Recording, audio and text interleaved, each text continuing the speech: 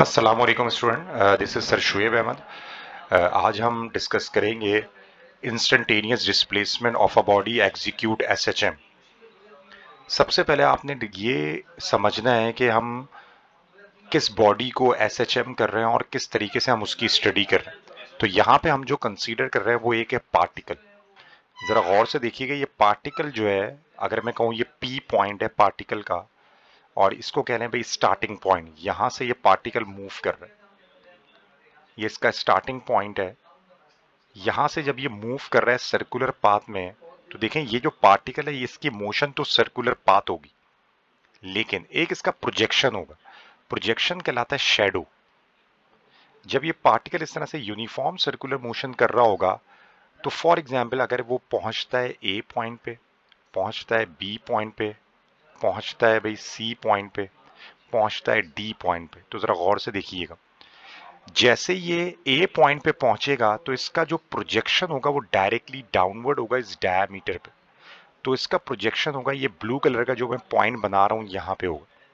इसी तरीके से अगर ये बी पॉइंट पे पहुंचेगा तो इसका प्रोजेक्शन होगा अलोंग द डायमीटर। इसी तरह सी पॉइंट पे पहुंचेगा तो डायरेक्टली डाउनवर्ड, डी पॉइंट पे पहुंचेगा तो डायरेक्टली डाउनवर्ड। अब बताएं आप क्या कंक्लूड करेंगे। ये जो मैं ब्लू कलर से बना रहा हूं ये है हमारे पास प्रोजेक्शन इसका, और फिजिक्स में प्रोजेक्शन का मतलब है शेडो। और जो रेड कलर से है वो हमारे पास है पार्टिकल। तो आप खुद बताएं मुझे, पार्टिकल की मूवमेंट कैसी है। अगर पार्टिकल की मूवमेंट कहा जाए तो पार्टिकल की मूवमेंट तो है सर्कुलर, लेकिन जो प्रोजेक्शन की हमारे पास मूवमेंट है वो है लीनियर। अगर आप गौर से देखें वो पी पॉइंट से मूव करके, अगर इसको मैं ई ले लूं तो ई पॉइंट तक जा रहा है। इसका मतलब है पार्टिकल मूव कर रहा है सर्कुलर में, तो प्रोजेक्शन मूव कर रहा है लीनियर अलोंग द डायमीटर। चले अगर अब पार्टिकल मूव करता है आगे की तरफ, जैसे मैं कहूं भाई ये एफ पॉइंट पे आता है, जी पॉइंट पे आता है, एच पॉइंट पे आता है, तो देख लें इसका जो प्रोजेक्शन होगा, अगर एफ पे आ रहा है तो इसका प्रोजेक्शन होगा, देखें अलोंग दी डायमीटर। जी पे आएगा तो फिर होगा अलोंग दी डायमीटर, एच पे होगा फिर होगा अलोंग दी डायमीटर। तो आप देखें अगर ये पार्टिकल मूव कर रहा है ई पॉइंट से पी पॉइंट की तरफ, तो प्रोजेक्शन मूव कर रहा है भाई राइट साइड पे लीनियर। पहले प्रोजेक्शन मूव कर रहा था लेफ्ट पे, अब प्रोजेक्शन मूव कर रहा है राइट पे।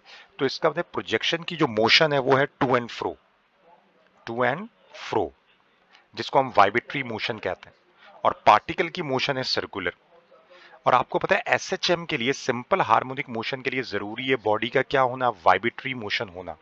तो आप लोग मुझे बताएं कि वाइब्रेटरी मोशन कौन कर रहा है, प्रोजेक्शन कर रहा है या पार्टिकल कर रहा है। एग्जैक्टली बिल्कुल, ये हमारे पास प्रोजेक्शन कर रहा है। तो इसका मतलब है जो हमें डिस्प्लेसमेंट निकालना है ना इंस्टेंटेनियस, वो पार्टिकल का नहीं निकालना, उसके प्रोजेक्शन का निकालना। बात क्लियर। दोबारा रिपीट करो, आपने जो प्रोजेक्शन निकालना है वो किसका निकालना है, वो जो आपने जो डिस्प्लेसमेंट निकालना है वो प्रोजेक्शन का निकालना है, पार्टिकल का नहीं निकालना। चलिए आगे डिस्कस करते हैं। सबसे पहले हम कंसीडर ये कर रहे हैं कि भाई पार्टिकल स्टार्ट हो रहा है पी पॉइंट से। इस पूरे इंस्टेंटेनियस डिस्प्लेसमेंट में सबसे बड़ा मसला आता है स्टार्टिंग पॉइंट, जिसे आप रेफरेंस पॉइंट कहते हैं। ये रेफरेंस पॉइंट चेंज होगा तो बच्चों याद रखो, रेफरेंस पॉइंट चेंज होगा तो इसका मतलब है कि आपके पास डिफरेंट आंसर या डिफरेंट डिस्प्लेसमेंट के आंसर आ सकते हैं।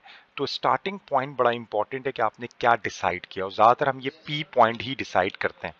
अगर मैं आपसे कहूं कि ये जो एक्सिस है जो रेड कलर से मैं ड्रॉ कर रहा हूं ये है एक्स एक्सिस, और इसी तरीके से अगर मैं ड्रॉ करूं ब्लू कलर से जो मैं ड्रॉ कर रहा हूं, इसको हम ले लेते हैं भाई वाई एक्सिस,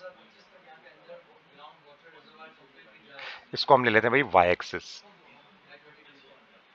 तो ये हमारे पास एक्स एक्सिस है और ये हमारे पास क्या है भाई, वाई एक्सिस। तो ये हमारे पास वाई एक्सिस है और एक हमारे पास क्या है भाई, एक्स एक्सिस है। चलें, पार्टिकल मूव कर रहा है वो यूनिफॉर्म सर्कुलर मोशन इस तरीके से। अब पार्टिकल मौजूद हुआ कहां पे भाई, फॉर एग्जांपल ए पॉइंट पे, centre of the circular path को हम ले लेते हैं ओ। तो बताएं इसका प्रोजेक्शन कहां पे होगा भाई, इसका प्रोजेक्शन होगा कौन से पॉइंट पे होगा भाई, प्रोजेक्शन बी पॉइंट। अब एक्स एक्सिस से जो ये एंगल बना रहा है इसे हम कहते हैं भाई थीटा। अब जरा गौर से सुनिएगा इधर, अभी मैं कंसीडर कर रहा हूं अलोंग एक्स एक्सिस, मैं डिस्प्लेसमेंट मालूम करना चाहूंगा प्रोजेक्शन का, डिस्प्लेसमेंट मैं मालूम करना चाहूंगा अलोंग एक्स एक्सिस। ये डिस्प्लेसमेंट याद रखिएगा दो तरीके से कैलकुलेट होता है, एक अलोंग एक्स एक्सिस और एक होता है अलोंग वाई एक्सिस। अब बताएं मीन पोजीशन से जहां तक ये प्रोजेक्शन मौजूद है इसको हम कहते हैं डिस्प्लेसमेंट। ओ से लेकर ए तक याद रखिएगा ये सर्कुलर पाथ का क्या कहलाएगा, रेडियस। तो अगर ये ट्राइंगल में कंसीडर करूं तो consider triangle, consider consider triangle O A and B. अगर मैं यहाँ पे कॉस थीटा यूज करूं तो कॉस थीटा बराबर होता है बेस अपॉन हाइपोटेनस।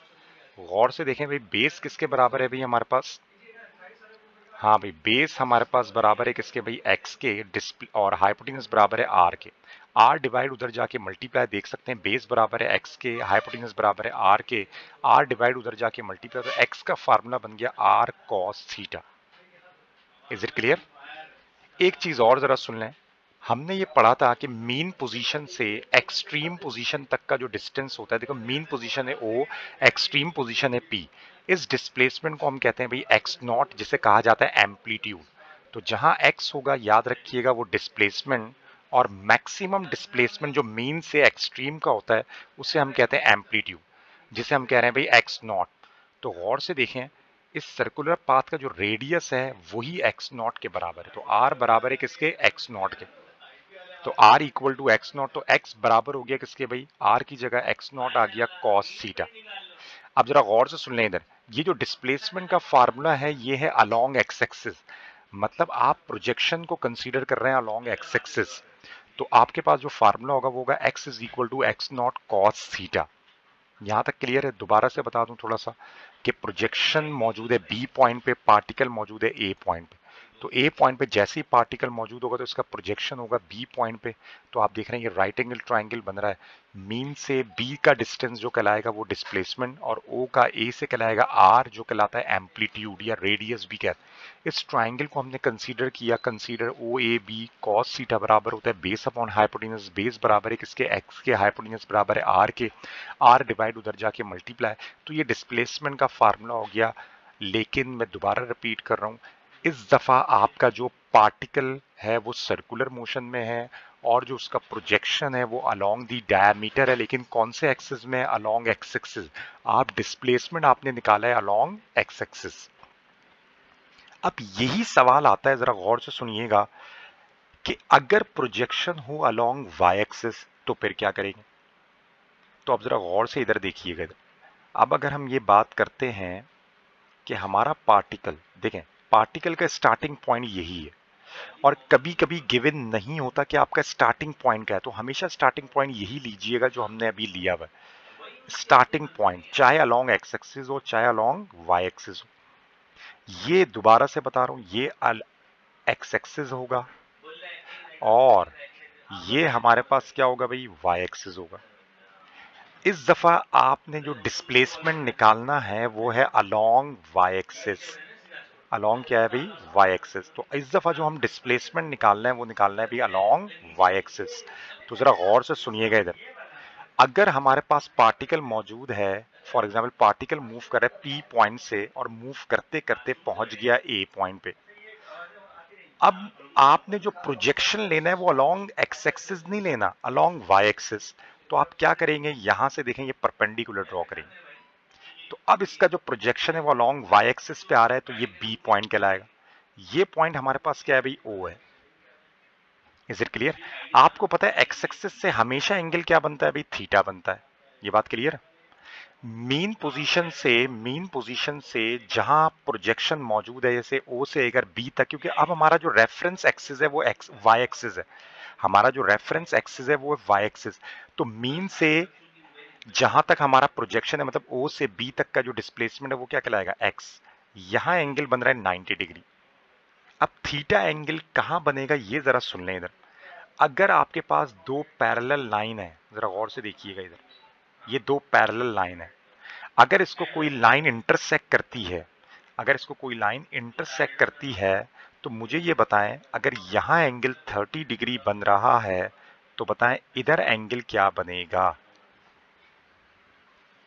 बिल्कुल सही, जो एंगल यहाँ 30 बन रहा है तो यहाँ पे भी क्या बनेगा भाई, 30 डिग्री ही एंगल बनेगा। अगर मैं कहूँ भाई यहाँ पे एंगल कितना बन रहा है भाई, अगर 150 डिग्री बन रहा है तो इधर भी क्या बनेगा भाई, 150। ये थ्योरम याद रखिएगा। तो आप खुद सोचें, ये अलोंग द डायमीटर देखें एक्स एक्सिस, ये एक स्ट्रेट लाइन है, और अगर इस डॉटेड लाइन को मैं एक्सटेंड करूं तो ये एक स्ट्रेट लाइन। अब आप खुद देखें, जब इधर एंगल थीटा बन रहा है तो बताएं इधर भी एंगल क्या बनेगा, थीटा बनेगा। ये बात समझ में आई? दोबारा रिपीट कर रहा हूं, डायमीटर को देखें एक स्ट्रेट लाइन है, और देखें ए से लेकर बी तक भी एक स्ट्रेट लाइन, और उसको ये जो ओ से लेकर ए तक की लाइनें इंटरसेक्ट कर रही है। तो अगर थीटा एंगल यहां बन रहा है तो सामने भी क्या बनेगा, एंगल थीटा बनेगा। तो देखें अब ये आपके पास थीटा आ गया। ट्राइंगल, कौन सा ट्राइंगल हम कंसीडर कर रहे हैं, consider triangle O A and B. अब मुझे ये बताएं, जहां थीटा एंगल बने 90 बने वाली साइड क्या कहलाती है, बेस। थीटा के सामने वाली क्या कहलाती है, परपेंडिकुलर। 90 के सामने वाली क्या कहलाती है, हाइपोटेनस। यहां देखें ओ से लेकर ए तक वही रेडियस कहलाएगा, तो हाइपोटेनस किसके बराबर है, रेडियस के। परपेंडिकुलर किसके बराबर है, एक्स के। इस दफा आपने एक्स निकालना है, डिस्प्लेसमेंट। तो परपेंडिकुलर और हाइपोटेनस का रिलेशन क्या बनेगा, साइन। तो साइन थीटा बराबर होगा किसके भाई, परपेंडिकुलर अपॉन हाइपोटेनस। परपेंडिकुलर किसके बराबर दी हुई है, जरा देखें। परपेंडिकुलर है भाई एक्स के, और हाइपोटेनस है आर के। आर आर डिवाइड उधर जाके क्या हो जाएगा, मल्टीप्लाई। तो इसका मतलब एक्स की वैल्यू आ गई आर साइन थीटा। अभी अभी हमने डिस्कस किया, ये जो आर है यही तो एम्पलीट्यूड कहलाता है। तो आर की जगह हम लिख देंगे भाई एक्स नॉट। तो देखें एक्स का फार्मूला क्या ड्राइव हो गया भाई, x naught cos, sorry, x naught sine theta, x naught sine theta. अब जरा गौर से सुन लें, इधर डिस्प्लेसमेंट के तो दो फार्मूले आ गए आपके पास। इस पूरी वीडियो में हमने डिस्प्लेसमेंट के कितने फार्मूले ड्राइव किए, दो। एक आ रहा है एक्स इज इक्वल टू, जो हमने इससे पहले ड्राइव किया था, x is equal to x naught cos theta. एक आ रहा है भाई जो अभी हमने ड्राइव किया, x is equal to x naught sine theta. अब जल्दी से मुझे बताएं दोनों में डिफरेंस क्या है। देखें जरा गौर से, सवाल पढ़ लीजिएगा जो आपके क्वेश्चन एग्जाम्स में आते हैं।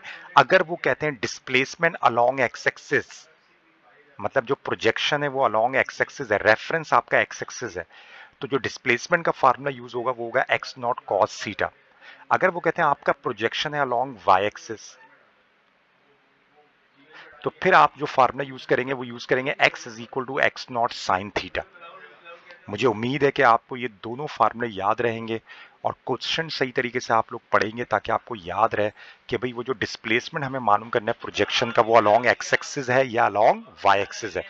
नेक्स्ट वीडियो को जरूर फॉलो कीजिएगा, क्योंकि अभी जस्ट हमने डिस्प्लेसमेंट ड्राइव किया है। इसकी आगे और ज्यादा एप्लीकेशन है, और ज्यादा डेप्थ है, इसकी कुछ वर्ड प्रॉब्लम्स हैं। फिर थीटा को हम स्प्लिट भी करेंगे कि किस तरह से स्प्लिट करते हैं, तो इंशाल्लाह नेक्स्ट वीडियो में। अभी जस्ट हमने ये मतलब मालूम किया कि कॉस थीटा कब लगता है, साइन थीटा कब लगता है। कॉस थीटा लगेगा एक्स एक्सिस जब आप रेफरेंस एक्स एक्सिस लेंगे, साइन थीटा जब लगेगा जब हम क्या लेंगे भाई, रेफरेंस वाई एक्सिस। उम्मीद है ये वीडियो आपकी समझ में आई होगी। इंशाल्लाह नेक्स्ट वीडियो को जरूर फॉलो कीजिएगा। अस्सलाम वालेकुम वरहमतुल्लाह।